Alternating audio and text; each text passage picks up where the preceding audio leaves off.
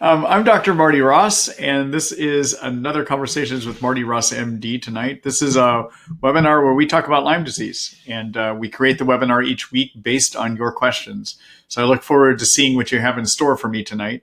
For those of you that are new here, the way that you write your questions to me, there's a chat box over here on the right-hand side of the screen. And it's down at the bottom there. Go ahead and write your question there. The only thing I ask when you're writing the question is do not hit the enter key until the whole question is done. Each time that you hit the enter key, it actually sends a separate question my direction. So it gets to be a little hard for me to follow on this side of the screen if I'm getting multiple questions from you. During the webinar tonight, I will be posting questions so that those of you that are participating in the live version of the webinar can actually see the question on your screen. I will read the questions, though, and the reason I read the questions is I have a recorded version of the webinar, and the questions I post during the live version don't show up in the recorded version. So I make sure that people can hear the questions or know what we're talking about. So I will read those questions so that people that listen in on the recorded version can hear that. So yes, I am creating a recording tonight. And tomorrow morning, you will get a copy or an email from me telling you how to access a copy of the recording, okay? So that email also describes the general ideas that we discussed, topics that we discussed in the webinar.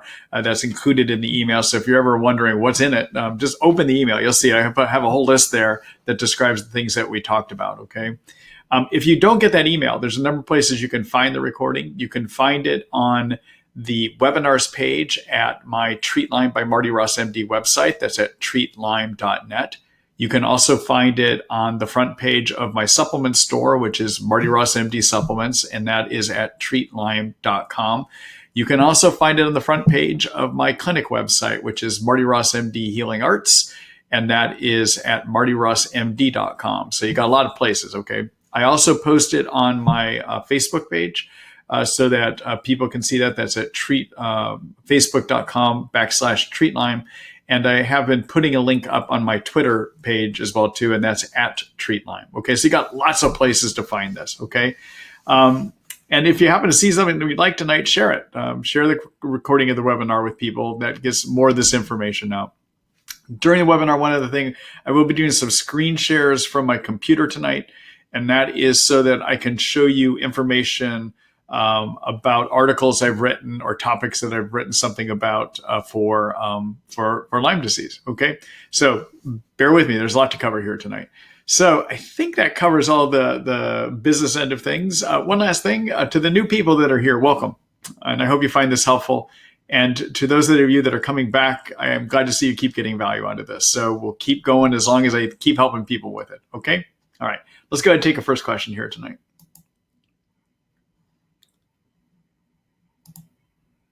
All right, this is from Stuart. Let's see. Hi, Dr. Ross. I've been on your website that you advise taking lumbar kinase and biodisrupt at the end of treatment to break down biofilm after an antibiotic course. So my question is, why do this if the biofilm needs breaking down first? Would it not be better to do this the other way around, as surely the biofilm can't be broken down by antibiotics alone, as biofilm protects the Lyme? My take is kill biofilm first, the protective layer, then kill Lyme once the armor is taken off. Or am I wrong in this? Actually, you're not wrong. Here's what the issue is. So I know that a lot of people think that the only way you can get rid of a biofilm is to take a substance that targets the biofilm. And for instance, those are things like enzymes like lumbar kinase, serrapeptase. Those are things that are shown to break down biofilm. However, people forget and people ignore some of the experiments that tell us that actually antibiotics can break down biofilm to a degree too. So being on antibiotics, when you're on antibiotics, they're breaking down the biofilm to a degree. And how I can say that is based on some laboratory experiments that were conducted by Eva Shapi. Her last name is S-A-P-I. She's a PhD that is running a Lyme disease research lab out in New Haven, Connecticut. And she's doing some of the more novel work in the field right now. And what her experiments tell us, and she did a number of a couple different projects like about 4 or 5 years ago, looking at the effects of various antibiotics and 2 herbs. That was the tobabark and cat's claw. And she wanted to see how those herbs would work as well too. And all of those antibiotics that she did the studies on, like doxycycline, tinidazole, amoxicillin, she did some other antibiotics in there too. All of them broke down biofilm to a degree. Now, they didn't eradicate it 100%, but they did break it down to quite a degree, okay? The other thing, the other two favorite herbs I'd like to use to treat Lyme, I got the idea from looking at her research. And in her research, it shows that when you combine both Otoba and cat's claw together, that those herbs break down 100% of the biofilm, and they get rid of all forms of the Lyme germ. The best performing antibiotic actually was tinidazole. I think that got rid of about 75 to 80% of the biofilm, okay? So my point is, I don't often use the enzymes during treatment. I do at times, but I sometimes will, because the things we're using to kill your germs are probably breaking down biofilm to a degree, all right? Keep in mind also, Lyme disease is one of these illnesses that you can throw 20 million different kinds of supplements at a person to get them well, all well intended, but you start wondering, what is the effect of every one of these things adding up to? So if I'm giving somebody something that I think is partly taking care of a problem that I want to take care of, rather than putting them on an additional supplement, I will hold off on that. All right. Now, if I'm about 6 to 9 months into a treatment with antibiotics, and I find that and that's herbal or prescription antibiotics, and I find that we're kind of at a log jam, then I might break out some specific biofilm breakers. And I like using lumber kinase as an option. I also like using a product by Research Nutritionals called BioDisrupt. It has a number of enzymes in it that work on, enzymes. It also has a number of other agents in it that interrupt various ways that keep biofilms together and the way they communicate with each other, okay? Another good biofilm breaker I sometimes like to use is Biocidin. Biocidin can kill germs, but Biocidin LSF, the liposomal form, appears to get absorbed, and it also breaks down biofilms through multiple different mechanisms as well too, okay? So I'm not saying not to use biofilm breakers. What I am saying is some of the drugs that we use in herbal antibiotics are biofilm breakers, all right? And that if you're at a point that you're not progressing well enough on those, then you may want to add additional biofilm breakers, okay? All right, so let me just show everyone an article here that I've written about biofilms, and includes some of the information I said about which products do I find helpful for this as well too. So I'm just going to find my articles. Here's the article I've written. So this article is called Biofilms, Lyme Disease Gated Communities, okay? And I talk about biofilms here. And then in the text of the article, I talk about Eva Shoppy's research that I just mentioned. You can find that all right in the middle here. I talk about Biocidin. I talk about other oils that might break down biofilms. And I talk about various products that I like using here. So you can find all that information here in this article if you want to read more about it, okay?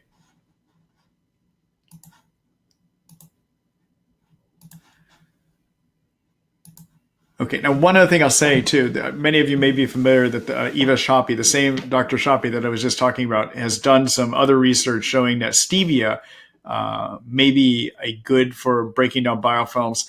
I know Horowitz, Dr. Horowitz uses a lot of it in his practice too. I just have never found it helpful. I'm flummoxed as to why people keep using it, because I never saw a reaction that was beneficial on stevia when I did try to use it in living people. I admit it probably does something good on a petri dish, but what happens on a petri dish is not necessarily what happens inside of us, okay? So I'm not an advocate of stevia. I know if you read some of Horowitz's stuff, he is.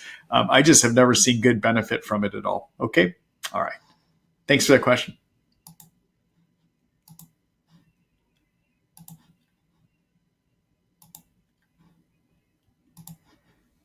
Hello, Bill. Let's see. Hello, Dr. Ross. Have you had any experience with fecal microbial transplant for gut dysbiosis from long-term antimicrobial usage? There is a naturopath in Maryland that has the protocol on his website to be able to do it yourself. My impression is as long as the donor is screened and tested for infectious diseases, there is no downside. Thank you for your input. All right. So I have had, I'm going to answer, I'm going to try to address two parts to this answer. Okay. So here are both of them. All right. So yes, I have had the experience of recommending fecal microbial transplant or microbiota transplant in one patient when anything else I did to get her gut working right after antibiotics did not work. Okay. And the problem is with the fecal microbiota transplant is right now the FDA is only allowing those transplants to be done actually or approves it only for people with an infection called Clostridium difficile, which is a bacteria that can overgrow in our intestines whenever we're on antibiotics. And if people fail antibiotic treatments for that germ, then the FDA, Food and Drug Administration here in the States, says, yep, go ahead, you can do the FMT transplant, okay?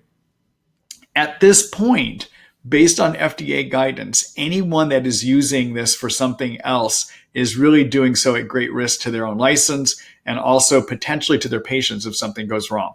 I just want to say that, okay? And I'm not saying that I do think we should be able to use it for things beyond Clostridium difficile, but I want to let you know the regulatory nature is kind of critical out there right now, all right? Now, before getting your FMT done, I would caution rushing off to do it. I would make sure you have exhausted everything you can do to get your gut healed and working in ways that can support healthy bacteria in your gut. And I'm going to say something more about that here in a minute, okay? So the problem with FMT is that, yes, these stool donors are screened, but they're only screened for things we know about, okay? Now, your poop that we get that's in us, our gut microbiome means everything that lives in your intestines, okay, is actually made up of a number of bacteria, like tons of bacteria, lots of viruses, some funguses, some parasites. That comes in all of us, okay? Some that we have the capability of testing for and some that we don't. So the problem is if you get an FMT that's been screened, did they truly screen for everything? Are they capable of screening for everything? And the answer I would suggest is probably not. You're adding somebody else's bacteria into you and their microbiome into you that is partially screened. All right, is partially screened, okay? So one of the things I am doing more and more, recommending more and more, and when I stop practicing and even more now as I go back into practice, is I'm going to be looking at ways to use diet to do gut restoration, okay? So your bacteria that are in your gut, even when you have a lot of dysbiosis, you still have functioning good bacteria in there too. So dysbiosis, everyone, means that you have an imbalance in healthy bacteria. You probably are overpopulated with unhealthy bacteria, maybe yeast, maybe extra viruses, but there's just an imbalance of what is supposed to be there, okay? And you can get your gut working right by giving it what it needs to work right. Get your bacteria working right by giving the healthy ones what they need to strive and survive, okay? All right, so this typical American diet that we're all on, we call it the SAD diet, Standard American Diet, which is made up of lots of red meat, fast food, etc., is horrible supporting your gut microbiome. What is useful at supporting your gut microbiome is to eat a diet that is rich in healthy vegetables, some fruits, and lots of soluble fiber. So if you were to use a diet that's rich in those things, you can sometimes get your gut to work correctly, okay? Where I'm going to be coming up in my practice as I re-enter practice, I'm going to be probably recommending people with severe gut dysbiosis that we transform them into a diet that is basically made up of healthy vegetables. Probably will be doing limited at the beginning. We'll be working so that they don't even have any beans and legumes because there's a protein in beans and legumes called lectin that can lead to a lot of inflammation in the gut. That type of diet also emphasizes plant tubers like sweet potatoes and yams, and the fibers in those and the sugars in those support your healthy bacteria. Also, soluble fiber, which can be found heavily in avocados, for instance, is something that heavily supports the good bacteria in your gut, okay? So one of the sources that I'm going to be looking at and sharing with my patients is to do this kind of lectin-free, heavy vegetable, limited fruits and a diet to see if we can get their gut to heal over about a 1 month period of time. Okay. To get an idea, you could do is look at for a book. It's called the what's it called? The Plant Paradox, I believe. Dr. Gundry has written a book about this and the diet that he's used to help rehab lots of people with inflammatory problems and gut dysfunction. And it is built on these principles. Okay, so that's what I would suggest doing first before you do your fecal microbiota transplant. Take a look at that book as a resource. I will eventually be building those kind of diets into the treatments that I do as well too. Okay, all right. Good luck to you, Bill.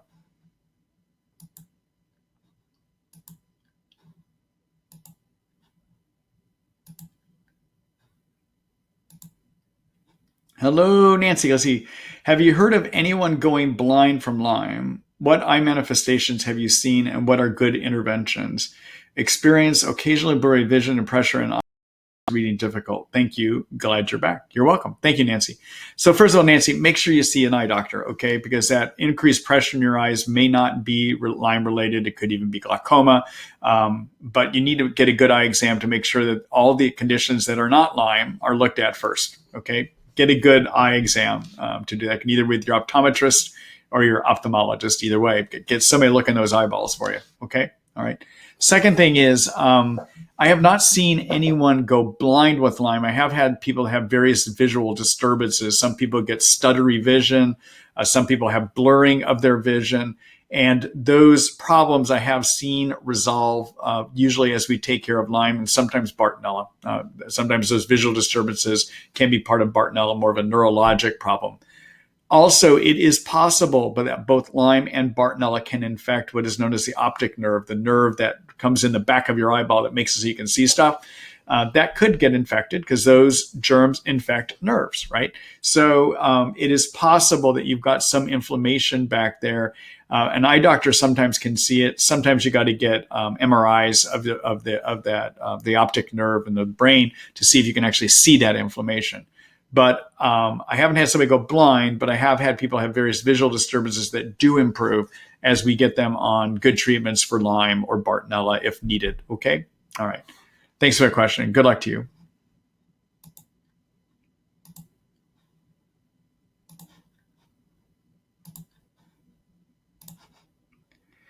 Hello, Megan. Let's see. I have Bartonella and likely Lyme, but Bart is the bigger issue. I follow the Ross Lyme support protocol, and I have failed to tolerate the Bactrim and rifampin and tier 1 treatment for Bart. I have tried tier 3 for Bart at 1/3 the suggested doses since May. I can't bump up the Hyperthermia by even 3 drops per day without a horrible exacerbation of my tingling, vibrating, arthralgia, and sharp stabbing pains. Increasing Sida ocuta also makes me herx, even with high-dose curcumin, quercetin, sauna binder, and liposomal glutathione. But I'm also scared to go off the herbs for fear I'll get worse in that case too. I've made little progress since May on the low dose of these herbs and have ruled out mycotoxins. I don't know where to go from here. Thoughts? Thank you so much. All right, Megan, I'll try to partly answer this, but given the complexity of what you just described, one thing you may want to consider doing, and this is something anyone can do if you want to do it, is consider having a consult with me, a direct consult. And on these consults, I actually carry them out online. We can do a telemedicine visit where I actually have you go to my telemedicine clinic online, and I can see you and I can ask a lot of questions. Part of the problem is, although you gave me a lot of information here, I have a lot of other questions trying to figure out what's happened with your Bartonella too, okay? And more specifically, what's going on with your detox mechanisms that you may be having such a hard time here. So anyhow, I'd be glad to help you look at this. The way you would do that is go to my website, martyrossmd.com. That's my practice website. And from the practice website, what you'd want to do is click on the appointments page. I'll show this to you in a little bit, and look at a service I call my limited consult service. I would recommend an hour so I can help visit with you and figure out a plan for you, but I'll show you that. Take a look at that. I'd be glad to give you more specific advice. My initial thought is probably the Sida and the Hyperthermia is not going to work for you. If you've been on them, even at low dose for 1 to 2 months and you're just not getting anywhere, then it's time probably to go back and look at the prescription antibiotics. And what you might want to do if you go back to prescriptions again is possibly use another one of my tier 1 combinations or do a different iteration of that rifampin. Rifampin tends to be one of our best drugs. And if you're not having side effects on it for Bartonella, sometimes it's a matter of finding the right companion antibiotic to go with it. And in this case, it could be an addition of Zithromax would help. And sometimes I will even use 3 antibiotics, in which case I would do possibly a minocycline and a Zithromax and a rifampin together too. But again, you may want to consider visiting with me so I can give better consideration of that and why you're having such a hard time moving through treatment here too. Okay? All right. Those are some ideas to look at. Let me do a quick screen share here for you.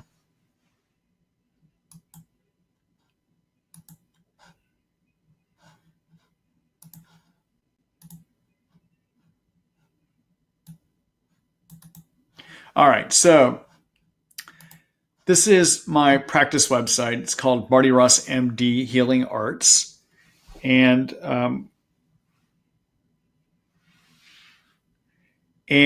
what you want to do is click on this appointments page. All right. And you right here in the middle is the book now button where you can book the appointment. But before you book, read about the service. Okay. So you want to look at my limited consult service, which is right here. I tell you about who qualifies, how do we do it, what happens in the visit. No, I cannot prescribe and I cannot order tests in it, but I can tell you everything else to do, okay? And then it talks about the forms that you need to fill out and send to me before the visit, okay? All right? And then we conduct it at a telemedicine clinic that you get to by clicking on this button. So anyhow, take a look there, see if this is something that might be useful for you to take a look at too, okay? Let me go back here. All right, that goes for anyone. If anyone just wants to get more advice from me than I can give out in these webinars, feel free to set up one of those appointments. Okay? All right. Let's see here. I should announce one thing too. So many of you know I am doing my consult visits again. I reopened that part of my practice at the beginning of November. And then my actual clinic opens, where I start seeing people in person, opens December 2nd. And so we've got plenty of room at this point just because I'm newly opening. So if you've been thinking you might want to visit with me, take a look at how to schedule that on the appointments page as well too. Okay? All right.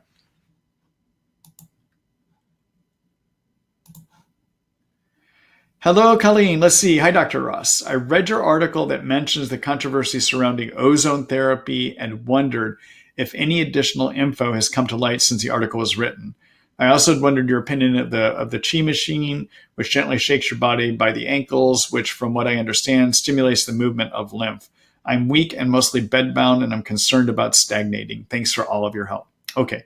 So, Colleen, I'm not aware of any new information. So everyone, my opinion on ozone is that it probably is not killing germs. I know that a lot of my colleagues are using it for germ killing. I think it's having an effect in a different way. And so let me say something about that. So there's a group of treatments that we call the oxidation medicine treatments. And these would be things that create oxidation in your body, okay? And so those agents are hydrogen peroxide, IV hydrogen peroxide. Some of my colleagues would do that, okay? Ozone, high dose vitamin C. If you dose vitamin C at the dose of 30 to 50 grams IV a day, that creates oxidizing agents. It's no longer acts as an antioxidant, but it becomes an oxidizing agent, okay? And then sometimes hyperbaric oxygen too. All right, now ozone is probably the best studied of the oxidizing agent medicines. And if we look at ozone, it does appear to kill germs. The trouble is, our blood is full of antioxidants, all right? So if you give ozone to somebody, it gets into the blood, and I contend before it can kill anything, it's mixing with all those antioxidants, which is neutralizing it, all right? One of the biggest research in this area, researchers, a guy that has proposed the benefits of hydrogen peroxide, has even shown that in test tube experiments where he will basically have germs growing in a test tube, he puts a little bit, like maybe 5% of the volume of the test tube is of the patient's blood, and then he puts the ozone in there. There is no killing of germs that happens. The minute you add a small amount of blood to this test tube full of bacteria, all the killing stops. There is no killing. Ozone does not work when blood is added, okay? So that is why I am extremely skeptical that it is doing any germ killing potential. Now, there are studies that suggest that when you use something like ozone, it helps get more oxygen. It is eventually reacted in the cell factories of our body called mitochondria. Every one of our cells has these mitochondria in them. Inside mitochondria is where fat and sugar are burned into cell fuel. It's where energy is created. What happens is ozone results in better oxygenation of the mitochondria. And I contend what's happening, people feel better because suddenly their mitochondria that's been dysfunctioning from having Lyme in them, the mitochondria will wake up and turn on and they feel better. Your immune system starts working better. Your brain starts working better. Everything starts working better, okay? So my disagreement with ozone is those that claim it's killing. I don't think it does. I don't think we have proof that it does. In fact, I think we have proof that it doesn't. I contend it might be something that's helping to rehabilitate the mitochondria.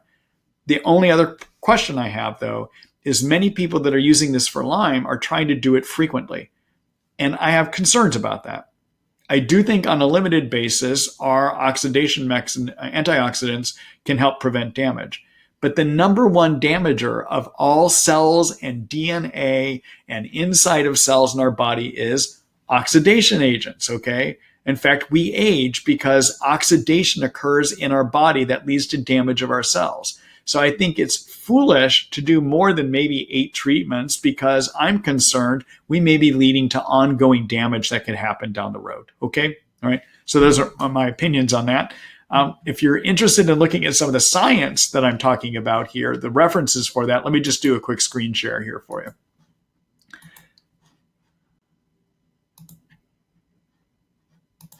All right. So let's go back to Treat Lyme by Marty Ross MD. There is an article I do have on ozone and hydrogen peroxide and vitamin C and UV radiation. It's here. And I talk about all those points that I just made there. But then down here at the bottom is my citation section where I kind of lay out some of the arguments that I'm making here that support the arguments that I'm making here. Okay?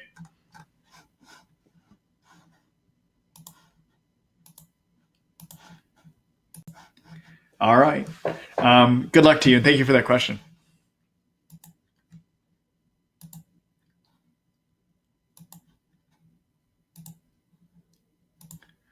Hello, Molly. Let's see. I've been on antibiotics for 4 months, 2 over the last month. I was symptomatic for well over a year before diagnosis. I've read that 80% of the immune system comes from the gut. And I've read that you can't heal from Lyme without a functioning and robust immune system. I've also read that antibiotics are essential to successfully treat Lyme, at least for the first 6 to 12 months. I'm worried I'm damaging my immune system while trying to treat the Lyme. So much conflicting info. Your thoughts? So it's, these are all valid concerns. So we are learning more and more about the need for having a healthy, functioning microbiome, your gut, okay? And the problem with antibiotics is it does knock down good bacteria in your gut and can lead to some dysfunction. Now, those good bacteria in your gut do help with a lot of functions. They help with food digestion. They help detox chemicals. They help remove things we're allergic to. They send signals to the immune system. They prevent leaky gut and the damage that can happen from with leaky gut of infections getting into your body. You need a healthy gut, okay? So I hear you. I hear you, okay? On the other hand, Lyme is such a difficult to treat infection that unless you knock the germ down with these poisons called antibiotics, you're not going to get better. So the best we can do is use antibiotics as judiciously as we can. In some people, maybe that does mean 6 months. Other people, we sometimes still have to go 2 years or more, knowing that the gut is getting injured, and work with other things we can do to support the immune system. And at the end, come back and heal the gut. Working with food, like I talked about earlier, is a good way to do that, working with probiotics. During your treatment, the best you can do is keep up. So you keep putting tons of probiotics in, and you try to work with a diet that's rich in healthy vegetables and in soluble fiber to support those good bacteria that are there. And that's the best you can do. It is a trade-off, but I'm afraid from working with this illness for the number of years that I worked with it, I know if you don't kill the germs, you're going to have a hard time getting well from this illness. Okay? All right. Thanks for that question, Molly.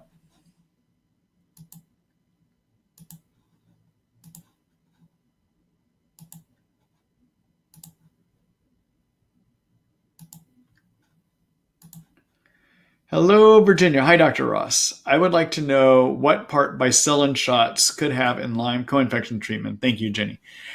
So, Bicillin, so many of you are familiar with the idea that in Lyme, we recognize that the germ can live in two different forms and also has the ability to live inside of cells and outside of cells, okay? So when we design a treatment, we have to design a treatment that treats Lyme that lives in cells. We also have to design a treatment that treats Lyme that lives outside of cells. Okay. Now, the other thing we recognize is Lyme has a form called a spirochete. That's the corkscrew-looking thing many of you have seen pictures of before. All right. And Lyme also has another form, which is called a microscopic cyst form. All right. And this microscopic cyst form probably is a piece that breaks off of the spirochete, although we don't know for sure. Okay. All right. So we need to use antibiotics that can treat inside cells, outside cells, and that can treat the covering of the Lyme or treat spirochete Lyme and treat cyst Lyme. Okay, all right. So penicillins like Bicillin, like amoxicillin, like Augmentin, all of those work on Lyme, the spirochete, by causing damage to the covering of the spirochete. Okay. They may, to a degree, work on the cyst form, but it's not entirely clear, all right? But they don't get inside your cells, and so we don't have any activity against Lyme inside of cells with Bicillin, all right? Now, when it comes to co-infections, the co-infections all tend to be intracellular infections. This would be Bartonella, Babesia, even Ehrlichia, and Anaplasma. And so Bicillin probably has no role in treating them, all right? It is just an agent we can use to treat Lyme. And when we use Bicillin, we wind up having to combine it with some agents that get inside the cell and sometimes agents that treat the cyst form of the Lyme too. Okay? All right. So everyone that doesn't know it, Bicillin is an injectable form of penicillin. It can be used as an alternative to an IV antibiotic regimen because when you get butt muscles of an antibiotic, it also raises very high levels of that antibiotic. Okay, so so it can work equivalent to what an IV antibiotic does. All right. You can read more about Bicillin and how you might use it at on my Lyme disease antibiotic guide, and let me just show that to you here.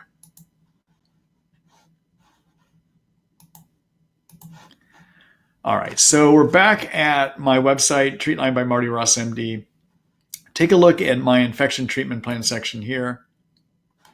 And then you want to look at my Lyme disease antibiotic guide. And where I describe, first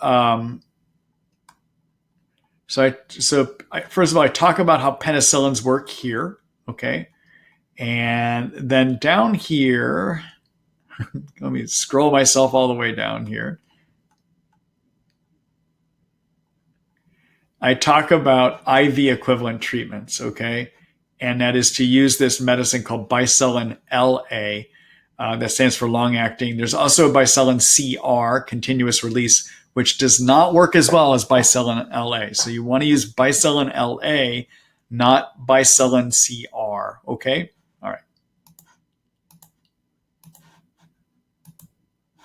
All right. Virginia, thank you for that question. Good luck to you.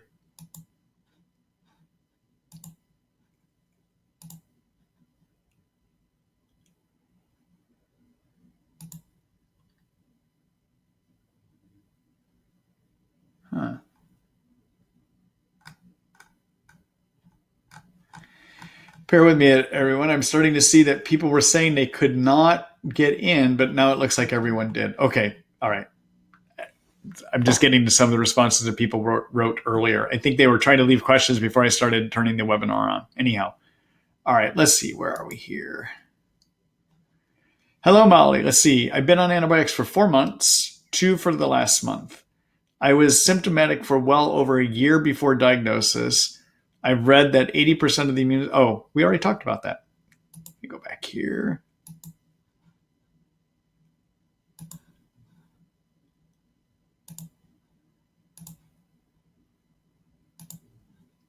Hello, Liesel. I see you said hi. I've got a few comments here that they didn't think that we were live yet. I'm removing those. All right, here we go. Hello, Marie. Good evening, Dr. Ross. My 21-year-old daughter recently experienced numbness on the left side from her face, arm, and leg. A CAT scan was negative. She tested positive for...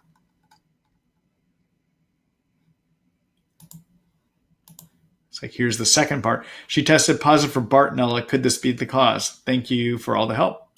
So, yes, it could be the cause. So Bartonella is an infection that can be spread by ticks. It can also be spread by mites, and I believe fleas as well too, but there's a number of other vectors that can spread it. In Lyme disease, we focus on it because we know it can be found in ticks, and that ticks can spread it too, okay? Bartonella it can cause neuropathies. It can cause nerve issues. It can lead to infection in the brain. It can lead to nerve kind of symptoms like you're having. Lyme can too, but Bartonella definitely can. Key symptoms that suggest Bartonella can be pain on the bottom of the feet. You can walk off as the day goes on. Sometimes people with Bartonella will also have a lot of psychiatric effects, and those effects can be either lots of like severe anxiety that's with you all the time, even when you're that person that normally is the calm person. Sometimes it can be it can lead to various neurologic conditions like tremors and shakes. Some people with Bartonella have a sense of feeling internal buzzing or vibrating. Sometimes they'll describe that. And Bartonella can give you loss of feeling, loss of use of various parts of your body, including the kind of pattern you described there. So yeah, it's possible. Other symptoms suggest Bartonella can be abdominal pain. Sometimes people with Bartonella get a lot of swollen lymph nodes up here in the neck and even deep down inside the gut. They'll sometimes show up on CAT scans, for instance. Sometimes people with Bartonella will have severe cognitive impairment. They just have a very, very hard time thinking. I will admit some of those symptoms are crossover symptoms with Lyme as well too, but I just wanted to give you a sense of, yeah, it's possible. If you're wanting to know how to diagnose Bartonella and look at that symptom list in more detail, let me just go ahead and show it to you here.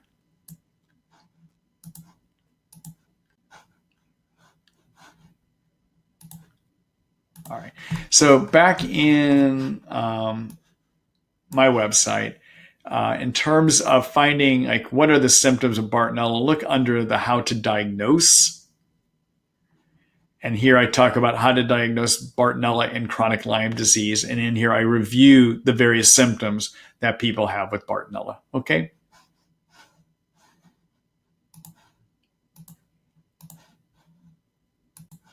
All right. Thank you for the question, Joyce. I'm sorry. Yeah, Marie, excuse me. Joyce is next up. Thank you for that question. Good luck.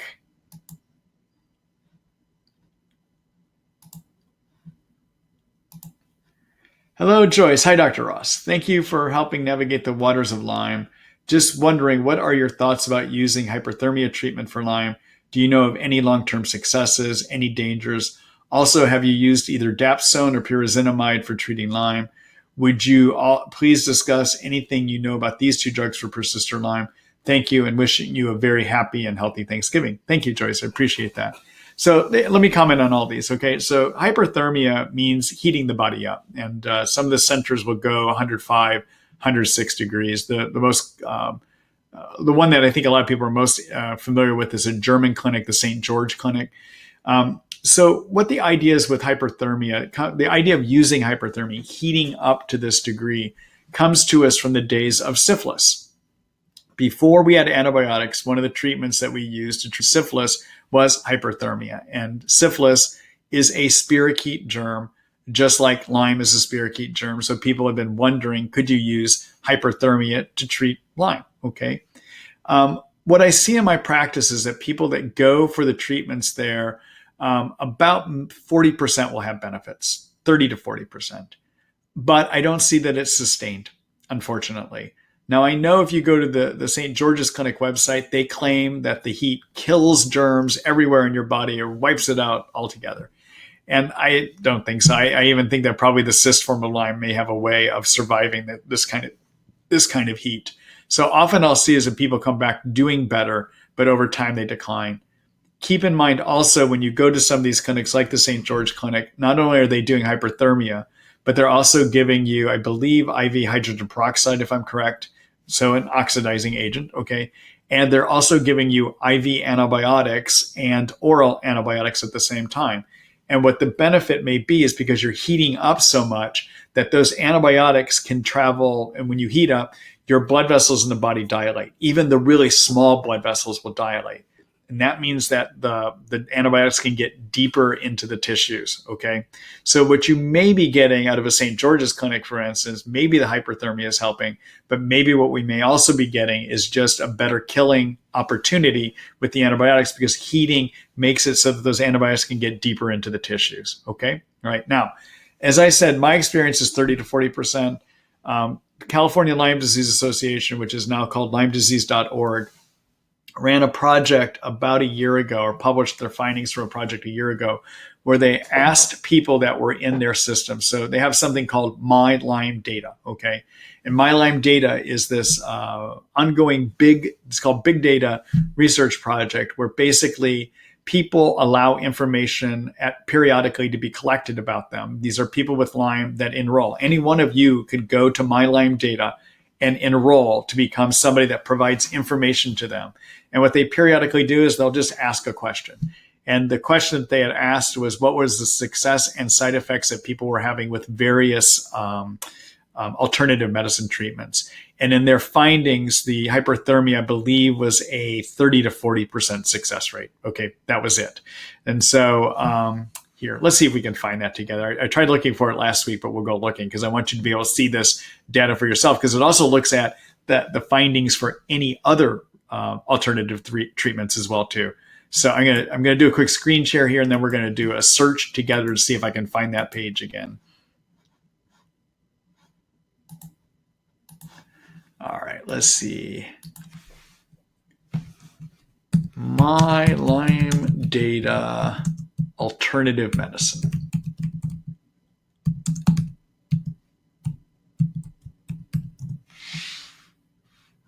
There we go. Okay, so this is it. This is the project I was trying to tell everyone about last week. I couldn't find it, but this is it. Okay, so this is the table of the various things they looked at. And in terms of hyperthermia, here it is. They showed that 45% or about 45% of people had benefit and that 19% had some kind of side effects, okay? My own experience says that's a little high. I'm thinking more 30 to 40%, okay? And so, for instance, herbal protocols here benefit 68% of people. Hyperbaric oxygen helps 22% of people. Stem cell, according to their study, only helps 3% of people, okay? Rife machines help 35% of people. And I have to tell you, this is similar to what I see in my practice. And then this ozone oxygen therapies like ozone help 40%. And again, as I said earlier, I think the way that it's helping is it makes it so you get better oxygenation of your mitochondria, not from direct killing. But it is an interesting study. If you ever want to come back here and look at this again, it's through My Lyme Data, and you would just search for My Lyme Data alternative treatments, and you'll find this page, okay? I'm glad I found that. I have to bookmark that here real quick. There we go. All right, let me go back here.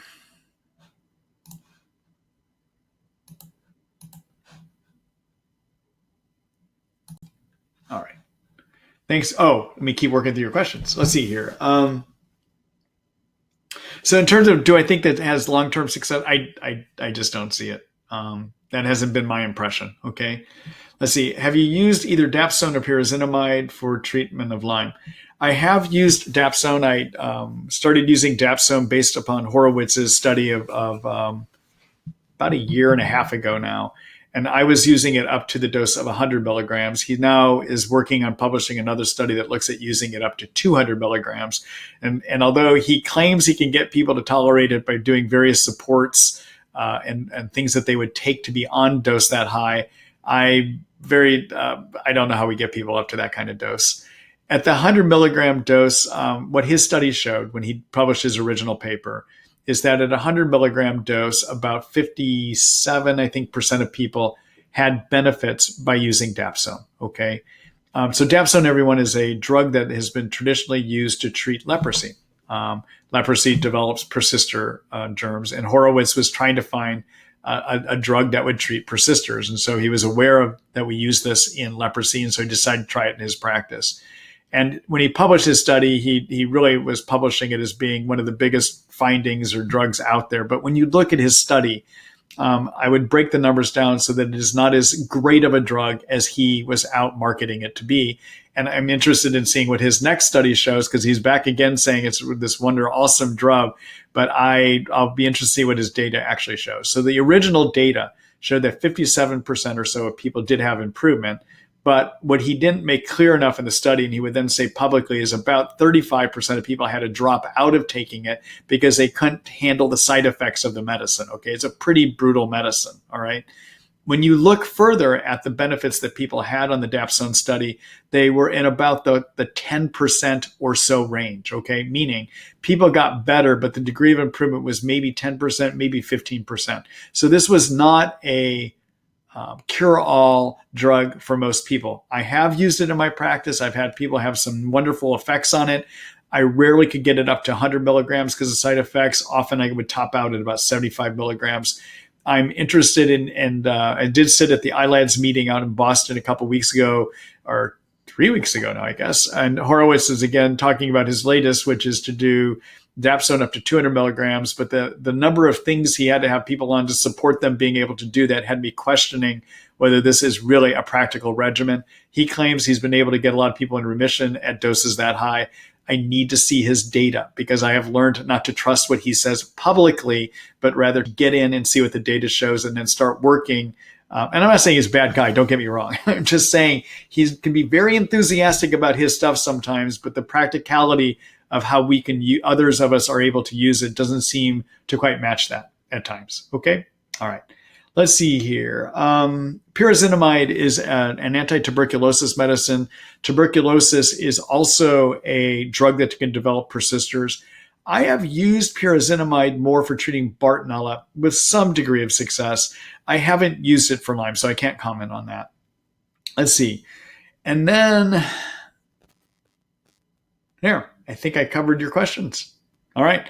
If you want to see more about, I wrote an article on my website about the original Horowitz study at 100 milligrams, where I break down, I evaluate his data to show that, again, the improvements were more marginal than he has been saying publicly. You would take a look here. It's the Dapsone. And it's this article called Dapsone for Lyme Persisters, a Miracle Antibiotic. I think for some people it can be. I think for the average person it gives some improvements. And there's 35% of people that just can't tolerate it. All right. So that's what I show here. I'm interested again in seeing what his latest study shows and reviewing some of the ways that he was able to keep people on this medicine, because I found it to be very hard to do so. Okay. All right.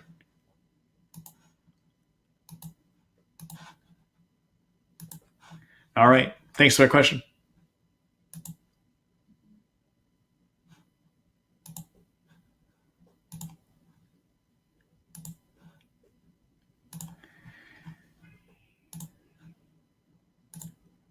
Hello, Marie. Good evening, Dr. Ross. My 21-year-old daughter recently experienced numbness on the left side from her face. Oh, we did that one already. All right. Got it. Let me get rid of that.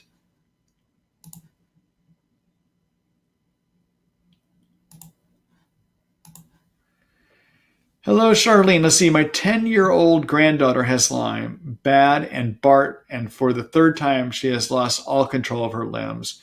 And this time had such a bad backache, mom had to position her to get comfortable. During this, mom has to get her out of bed, help her in bathroom, then dress her, and then carry her to the kitchen and feed her.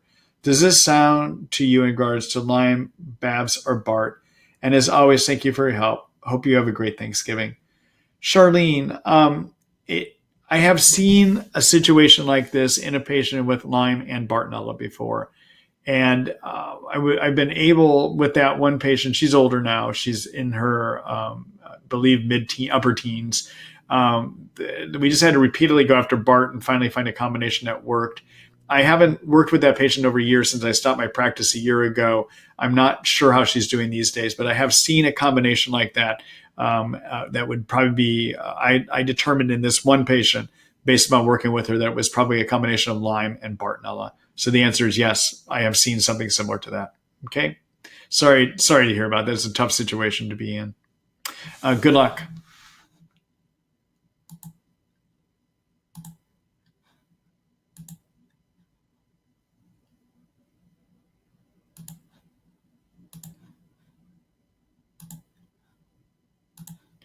Hello, Stuart. Hi, Dr. Ross. You sent an email the other day suggesting that Biocidin may be beneficial to do. Do you think it could be a cure on its own or be taken with disulfiram or antibiotics? A woman posted that she cured herself using Biocidin and omega oil for 9 months nonstop, and 6 years later with still no symptoms.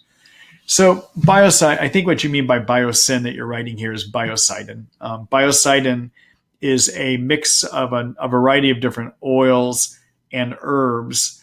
And the form I like of it is something called Bio-Sidin LSF, which is it's microscopically wrapped in a layer of fat. Okay, the various herbs and oils that are included in here have the ability to kill Lyme according to laboratory experiments. Each one of them individually can kill Lyme.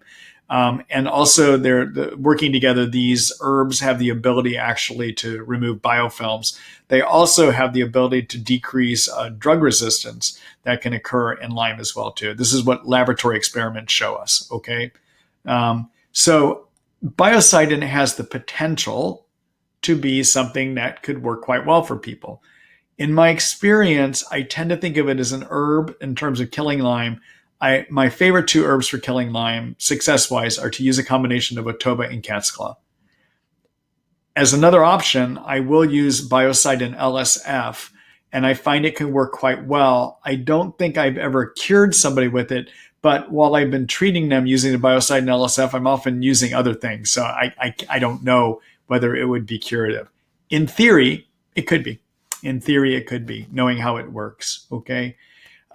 In terms of disulfiram, there's an impression right now. We're still trying to learn how to work with disulfiram. So disulfiram, everyone, is anti-abuse. Many of you are familiar. That's become the new wonder drug in the Lyme world.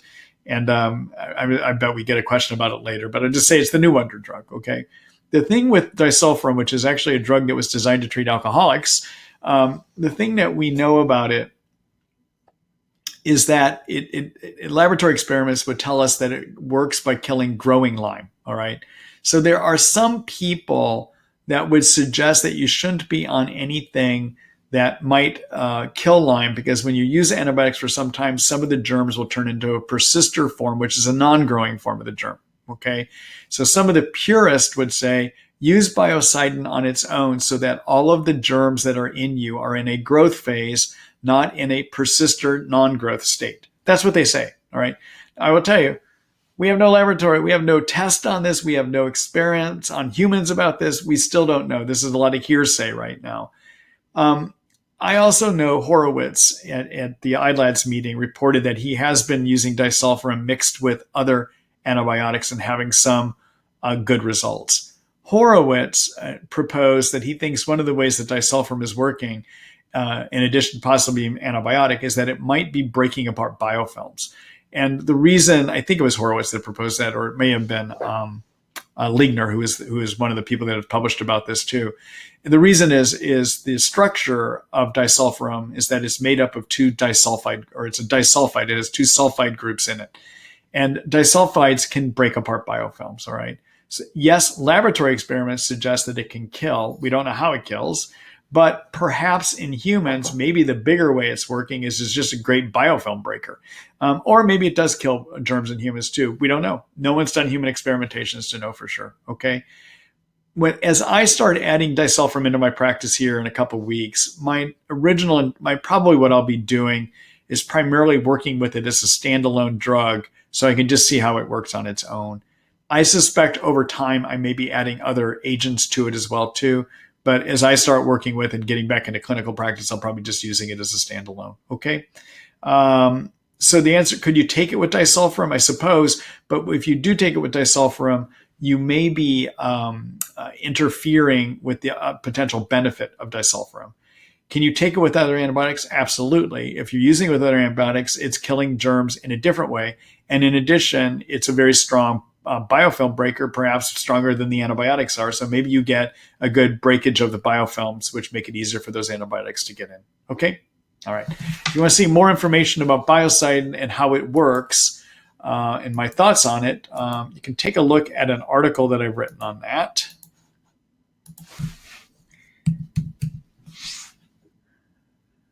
All right. And that's here. This is my article on Biocidin where I talk about how it works and potential roles and actions to use for it. Okay.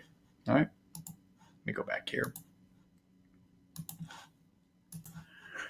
I just had a thought. I seem to be the Elizabeth Warren, the presidential candidate of Lyme disease. She has a plan for that. I have an article for that. So seriously, if you have anything you want to know about Lyme, I probably have written about it. So if you're ever in between webinars and you want to look up something, just look it up. Look up what I say about Biocidin. I tell you what I think about it. Okay. All right. But thank you for that question.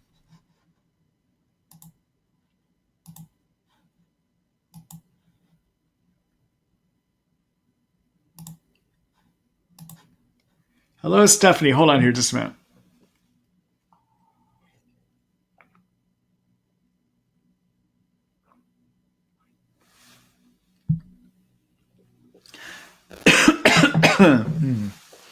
Hi there. I'm sorry about that. I just suddenly got a real big tickle in my throat. Hi there, Dr. Ross. So I'm looking for help. I've been experiencing joint pain, hair loss, numbness, and pain in my fingers and toes. I have been to 2 different rheumatologists who have run extensive blood work, all negative through possible seronegative rheumatoid arthritis. However, I had an IGenex Immunoblot test done. The result came back IG band 31 positive and 41 positive. My doctors keep saying not Lyme. So much controversy. Can you tell me? Do you think it's Lyme? So let me tell you how you diagnose Lyme. And then I'm going to answer your question. Okay. So when we diagnose Lyme, we have to consider 4 things. All right. And all of them are pieces of the puzzle. And we have to consider all of them. So one is there a possibility you could have gotten Lyme? All right. The greatest risk of getting Lyme is possibly coming in contact with a tick that bites you and transmits it. Okay. Now, 50% of the time that people have Lyme, they remember a tick bite. 50% of the time they don't. 50% of the time that people have Lyme, they get that classic bullseye rash that you read about. And 50% of the time they don't. Okay. So if people don't remember a bullseye rash or being bit by a tick, then we have to ask another set of questions, which is, could you have come in contact with ticks? All right. So if you live in New Jersey, where 95% of ticks or more carry Lyme, you probably have possibly come in contact with ticks because they're all over the place out there and they all carry Lyme practically. Okay. If you live in the middle of the desert in Arizona, you probably have low risk of getting in contact with a tick that can give Lyme, but you still have some risk. Okay. If you're a deer hunter, you have high risk of coming in contact with Lyme. If you're the spouse of a deer hunter who brings their deer home, you have high risk of coming in contact with Lyme. Okay. Ticks that carry Lyme. Okay. If you're an outdoor backpacker, hiker, you may have risk of coming in contact with a tick and not remembering it. Part of the problem with ticks is that there's baby ticks called nymphs, and they're so small you can't even see them when they bite you. All right. Then there's the other issues is that maybe there's more than ticks that spread it. But one thing to consider is, could you have come in contact with a tick that gave it to you? All right. Number 2, do you have symptoms that look a lot like Lyme? And what I would suggest you do to look at that is to Google for Horowitz's Lyme questionnaire. All right. He's got the Horowitz Lyme questionnaire. Fill it out. See if you score high enough on his questionnaire with symptoms and risk to indicate that you might have a chance of having Lyme. His screening questionnaire has actually been studied. He's done a good job studying it, and he finds it. He's got some data showing that it's actually quite accurate at being able to predict when somebody has Lyme or not. Okay, so number 2, see if you have enough symptoms that look like Lyme. All right. Number 3, we should consider a physical exam. Now, I will tell you, there aren't many findings on a physical exam that prove Lyme, but there's certain, if we see things like neuropathy on an exam that we can tell from the exam, we see that you're having a hard time struggling putting information together, then that's just another piece of information, okay? And then finally, the 4th thing that we look at is, do you have a test that supports having Lyme, okay? Do you have a Lyme positive test, all right? So you have some symptoms that make me wonder about Lyme, but I can't tell, because there's many more symptoms I would want to know about. So fill out the Horowitz questionnaire and see what he said. You score on that, okay? All right. Number 2, in terms of I don't know anything about your risk of getting Lyme here, so I can't answer whether you have this or not. What I can tell you is that Western blot I would interpret as positive, all right? So on an IgG Western blot, or you did an immunoblot, actually. So you did the immunoblot. There's a Western blot and an immunoblot. So in an immunoblot, what we do is we grow 8 strains of Lyme germ, 8 kinds, okay? And what we've done is we've taken their proteins and we grow them, we genetically modify them to remove pieces of proteins that might be similar to proteins that you find in viruses, all right? We clean those out. So we now have, when we grow these, the proteins from the Lyme germ, these 8 strains of Lyme germs in bacteria, so they're genetically produced, cleaned out of these proteins that look like viruses. And then what we do is we see, do you have antibodies that attach to them, all right? And each of these proteins has a weight. There's one protein that weighs 31 kilodaltons. There's another one that weighs 41 kilodaltons. And the ones that we are really interested in, there's 6 of them. There's one that weighs 23 to 25 kilodaltons, one that weighs 31 kilodaltons, one that weighs 34, one that weighs 39, one that weighs 41, and one that weighs 8393. You can also call those bands, okay? There is a high probability of Lyme if you are positive against 2 of those 6. So 31 and 41 are 2 of those 6, okay? And the thing that's nice about the immunoblot way of doing this is that the chances this is a false positive is practically 0. Because what makes these a false positive is that if you used non-modified Lyme proteins, there is a chance that the antibodies that stick on them could have been made against virus infections, okay? But these modified Lyme proteins in the immunoblot, there is not a risk that you have antibodies made against viruses that happen to stick to them, giving them a false test, all right? So you have some symptoms that make me wonder. You do have a positive Lyme test, but I would need more information than I can get here. So what I'm suggesting you do is, you know whether you've got the risk of tick exposures if you're a hunter, backpacker, hiker in an area where there's a lot of Lyme, okay? Fill out the Horowitz questionnaire, see how high you score on that. If you do score pretty high, then there's a high likelihood of Lyme. And then I would say you definitely have a supportive test for it, okay? All right. Good luck to you, Stephanie. Thanks for the question.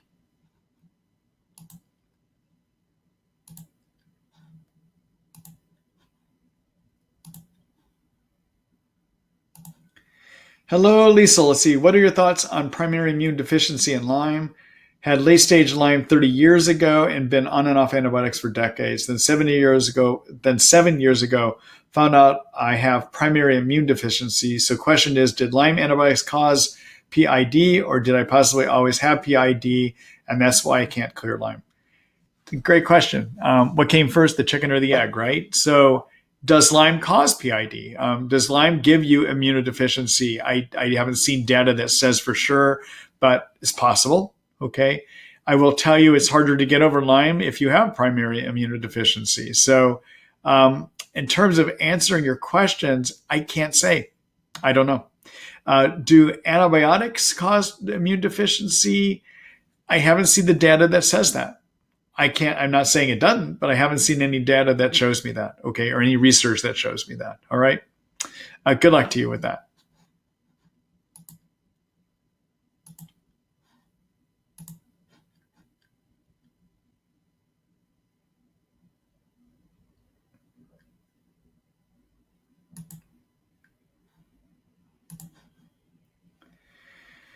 Hello, Lena. Let's see. Hi, Dr. Ross. I have a question. In August, I had a tick bite. 10 years later, I became symptomatic. Let me read that again. I have a question. In August, I had a tick bite. 10 days later. That makes sense. I thought you said 10 years is what I read. So 10 days later, I became symptomatic. I drew my blood that the Western blot showed one band 66 IgG was reactive.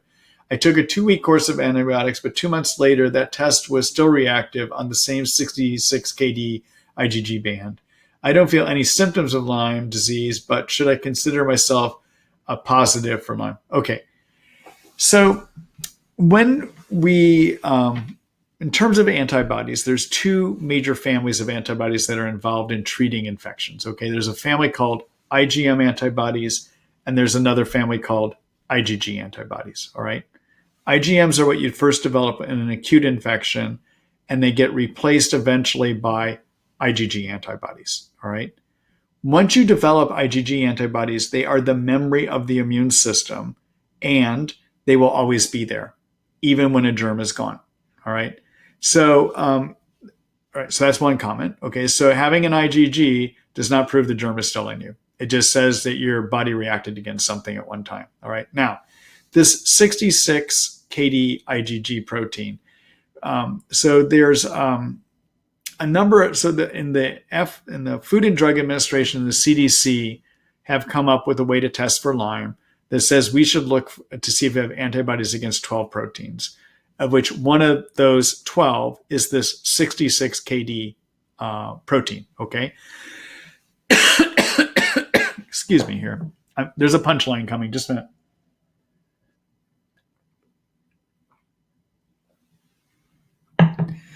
So this 66 kilodalton protein is one of those that we can test to see if you have antibodies against. The trouble is the 66 kD is actually something that if you have virus infections, you may make antibodies against it too. So it does not say you have Lyme. All right. One other point. When you get an acute tick bite, it can take 4 to 6 weeks before you even develop the antibody reaction against it. And most likely you would have initially developed an IgM reaction, not an IgG. It would be too early when you had this blood test done to actually be developing IgGs. So I suspect that IgG positive that you had was actually from something old in the past. And there's a possibility it could have been due to some virus that got in you, or it could be due to Lyme. You can't tell by just looking at that one protein. Okay? All right. Good luck to you.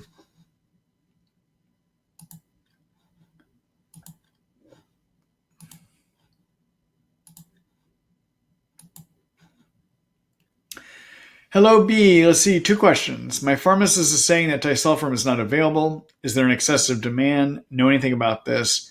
2, there are products that one can purchase on Amazon that boost oxygen, like canister inhaler. Would that help kill Lyme? I know too much oxygen is not good, but would a daily boost help?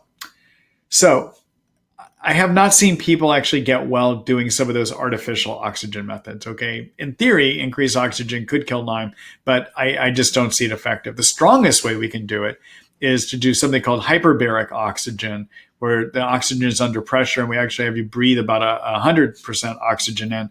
And the lasting results from that are minimal to nothing. Okay. So I don't think oxygen is the way to go here. All right. In terms of the disulfiram, I had just started hearing some rumors about that, so I don't know what their response is. I haven't talked to my pharmacist yet to know what is going on, but you're the second person I've said that has been indicating there may be a national shortage. I don't have more information about that right now. All right, take care. Thank you.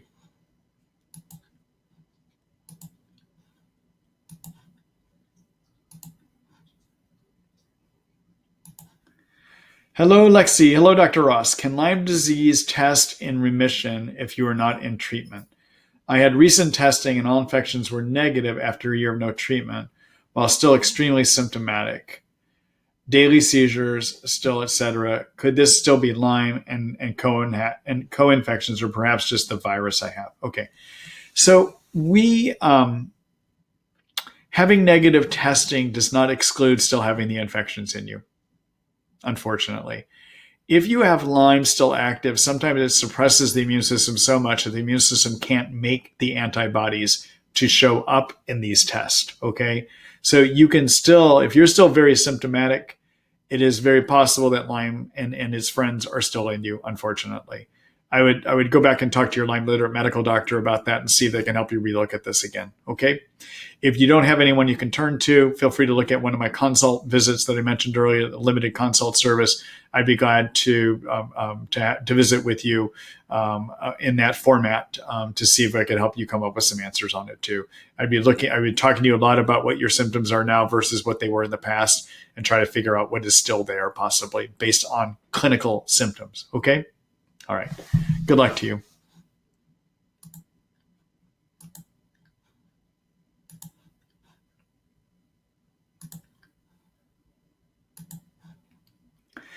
Hello, Kay. Hi, Dr. Ross. I tested CDC positive for Lyme through LabCorp, but I wanted to be sure, so I tested through IGenex and was positive, but not CDC positive.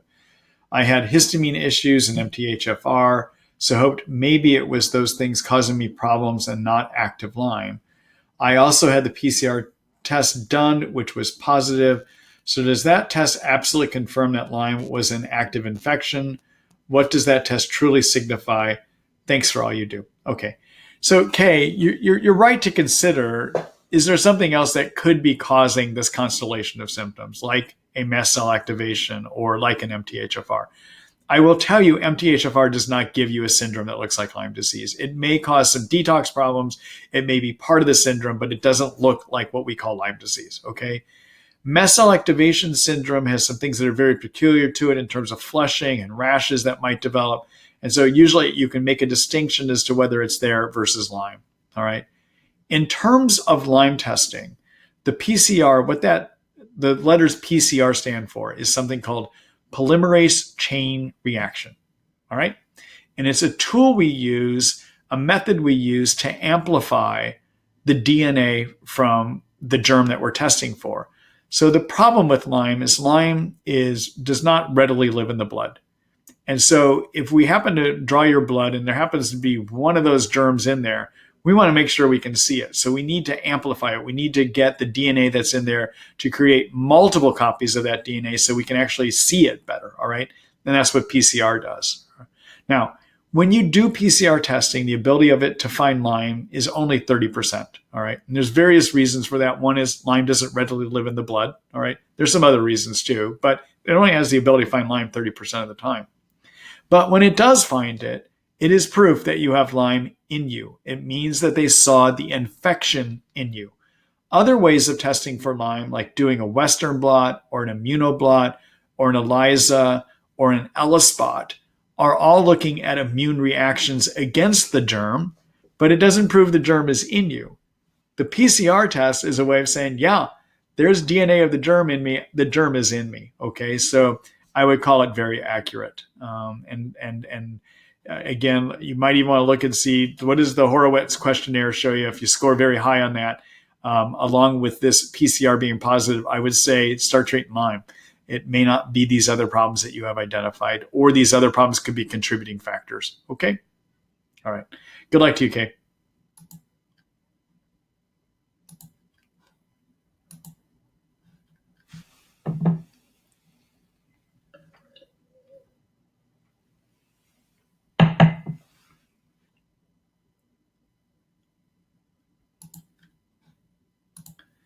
Hello, Frank. Let's see. For Bartonella antibiotic treatment, Bactrim plus Doxy, what are the usual side effects and improvements for only 2 weeks worth of antibiotics? My doctor just prescribed 2 weeks. I am on 1 week though, and I do not feel much difference either way except runny nose. I take liposomal glutathione to prevent herx. 2, is there any research about Bactrim and its effectiveness on the stationary phase of Bartonella? Thank you. So I haven't looked at there's some recent research that came out by Dr. Ying Zhang of Johns Hopkins University. So Ying Zhang, MD, that's Zhang. I published a paper, I believe it was earlier this year, that I became aware of when I was sitting at the iLives conference, where he's been looking at various herbs, I believe, as well as even drugs that can treat Bartonella. the answer is I don't know. What I would point you to, I haven't looked at his article enough yet to know either, but I haven't looked at the article, I should say. I'm aware of the article. But type in your search bar, do Ying Zhang, that's Ying,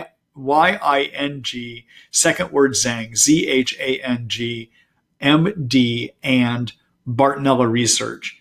And that should bring you to, I would assume that you're going to be able to get the references to those two papers so you can look at them, see which drugs he used, and see which ones he found effective. Even though they're medical papers, you can read in the conclusion section of those in the abstract, there's a part of the medical papers at the top that they say what their key findings were. And then there's a bottom part of it where you don't have to read all the research techniques that says, this is what we found. Read both of those sections. See which drugs he thought was effective, okay? But I don't know if he researched those or not, but I would look at his work to see if somebody did. If anyone did, it was him, okay? All right. And then second, let's see, in terms of how quick, so part of your question is, when you're on the right treatment for Bartonella, how quickly does somebody get better? And the answer is it can take 4 to 6 weeks. I'm sorry, 4 to 8 weeks, 4 to 8 weeks, all right? So it would not surprise me if you're not seeing anything yet. I would say wait a bit longer. Wait another 2 to 4 weeks. And unfortunately, your doctor needs to give you more. That's just not enough time for Bartonella. If you have Bartonella and you have Lyme, we see that it takes 4 to 6 months to get rid of Bartonella, okay? Now, Bartonella without Lyme, maybe we may be able to treat it easier. But when Lyme is there, probably because of all the immune suppression going on, it is harder to get rid of Bartonella. And usually we're talking 4 to 6 months of treatment. Okay? All right. Good luck to you, Frank. Frank, one thing you might want to do when you go back and talk to your doctor to say you want more, take a look at my trial. Well, I think I just messed up. Take a look at my article on how do you treat Bartonella and print it off and bring it to him. All right. So the way you can find that, look in the infection treatment plan section here. And then look at my article called Kills Bartonella, a Brief Guide. And you could just do a right click on your computer and click your print right there, and it will literally print off the article for you, okay? And bring it. And here I talk about all the antibiotic options. And up here at the top, I believe I talked either somewhere in here, I described that you need 4 to 6 months of treatment, and then it may take a month to 2 months to recover. Give him the paper, show him the key parts of it, and see him or her, that is, if you can get them to prescribe a little bit longer for you. Okay?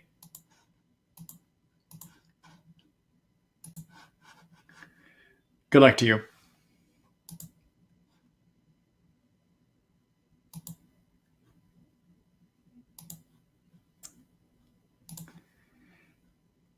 Hi, Brenda. Hi, Dr. Ross. Thanks for all you do for us. You're welcome.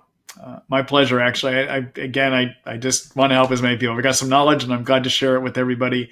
And I love being able to explain things. And I think I can break it down pretty way that people can understand. So anyhow, thank you for that question. Or thank you for the question, but more or less, thank you for the comment. Okay? Good luck to you, Brenda.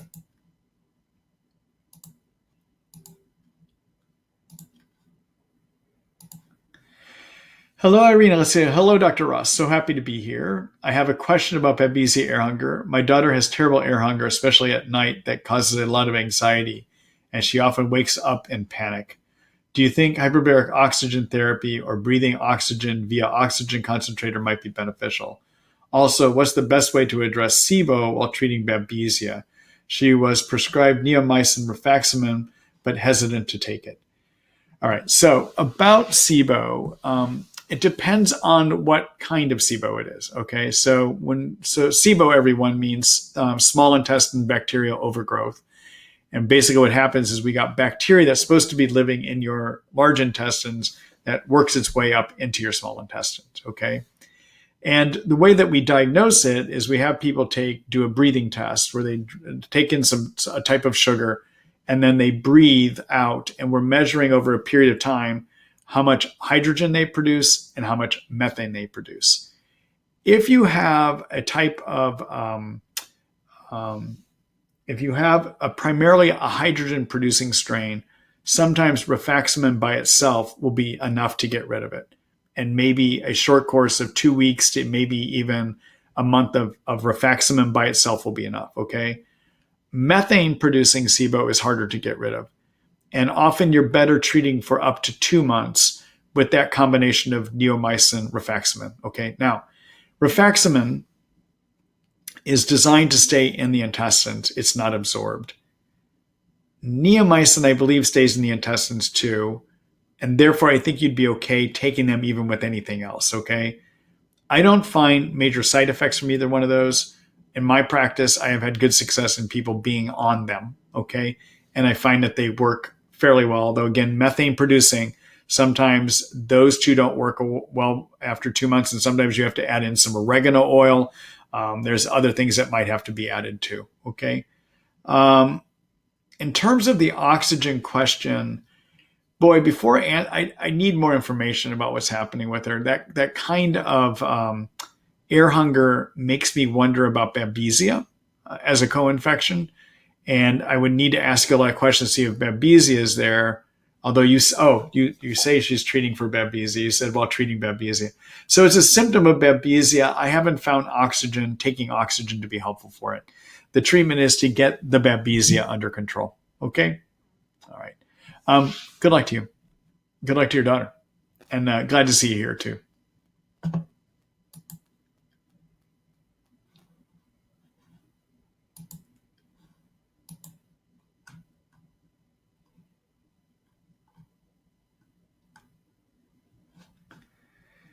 All right. Hello, Ed. Let's see. Hello, Dr. Ross. Thank you for being so generous sharing your knowledge with your valuable webinars. You're welcome. 2 questions for you and some history. History: a 59-year-old male, embedded ticks 2.5 years ago. 1 month later, brain fog, eye twitch, blurred vision, memory issues, muscle fatigue. Treated 6 weeks doxy, brain fog improved, eye twitch stopped. ND thinks Lyme with Babesia and Bartonella. Treated with herbs, 4-day rotations, olive leaf, GSE, crypto, etc. 3 months later, some night sweats, less brain fog, extreme muscle fatigue, headaches, several days bradycardia at 54 beats a minute. Symptoms gradually improved with herbs till no symptoms. January 2019, after some months, muscle fatigue returned, then episodes of a month or so when fatigue goes away. Blood tests and bone marrow biopsy ruled out lymphomas, abnormal monoclonal antibodies, high IgM, high TPO, low white blood cell, red blood cell, neutrophils, ferret, blah, blah, blah. Let's see, negative immunoblot, band 39 and 41, indeterminate immunoblot, IgG test, band 41, just one. My question: what do you think of the above test values? What do you think is likely causing the repeating fatigue? Many thanks. Okay, so, boy, So first of all, regarding the test, the IGM Western blot, I actually would interpret. I know IGenex reports that pattern as indeterminate. I would report it as positive, okay? So to me, that probably is a positive test. Does that mean Lyme is back, though? I don't know. The second thing is, in terms of the symptoms, the increase TPO could mean autoimmune illness at this point. I'm trying to find it here.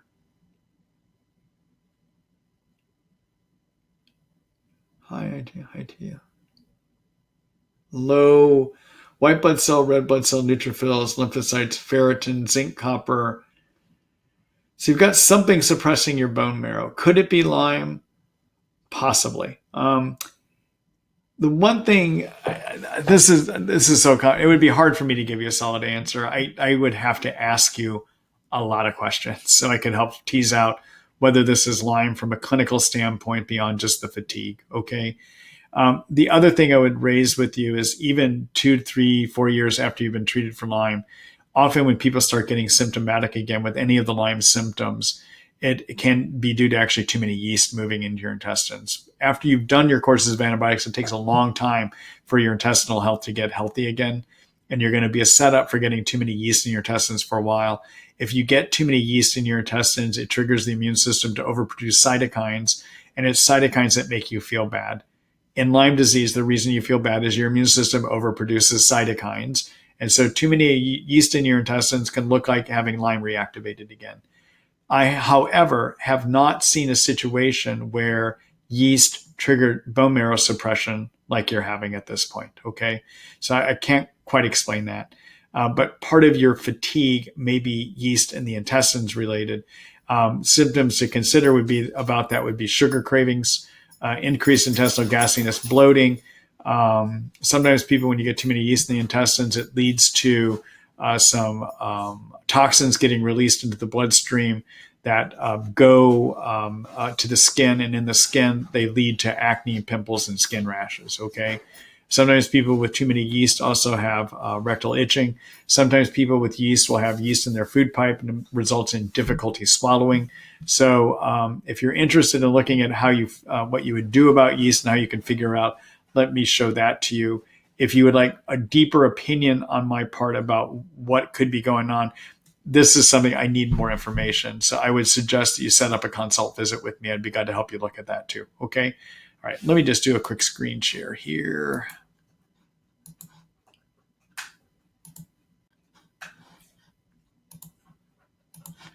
Okay. So in my Lyme guide, I have a chapter called yeast. And I have an article about how do you figure out if it is yeast, and then what do you do to get rid of yeast, okay? The other thing that I would point out is this article called Steps to Fix a Lyme Crash. And in here is where I talk about could it be yeast, okay? Because about 80% of the time when somebody has gotten worse after they've gotten better, I find it's yeast actually, okay?